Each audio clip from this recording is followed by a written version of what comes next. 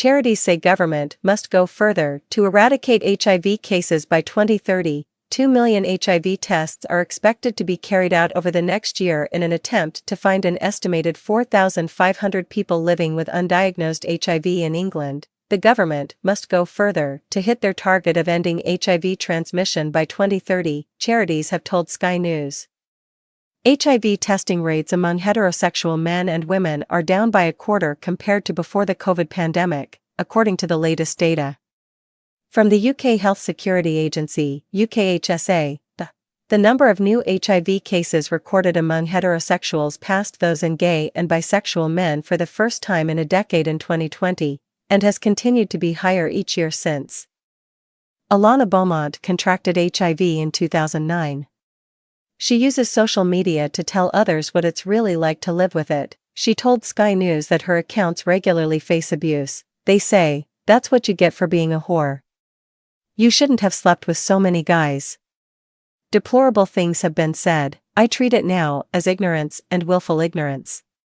And when I see it, I tend to leave messages in my comment section for HIV-positive people to read. My messages are not for negative people to read and gain for it.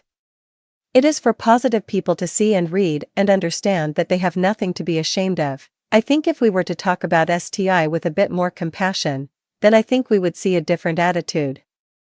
We would see people more willing to be safer. Deborah Gold, chief executive at the National AIDS Trust, told Sky News that more must be done to tackle HIV. The government must go further to put all tools that diagnose and support everyone living with HIV to good use. Routine testing should be the norm when signing up to a GP, and online testing kits should be free everywhere, year-round, not just during HIV testing week.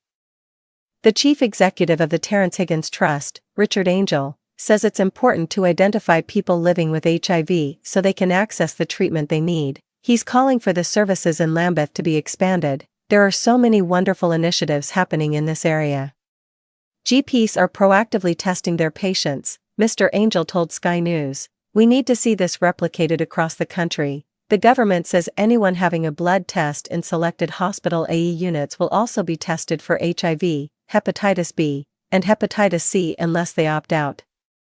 2 million HIV tests are expected to be carried out over the next year in an attempt to find an estimated 4,500 people living with undiagnosed HIV in England.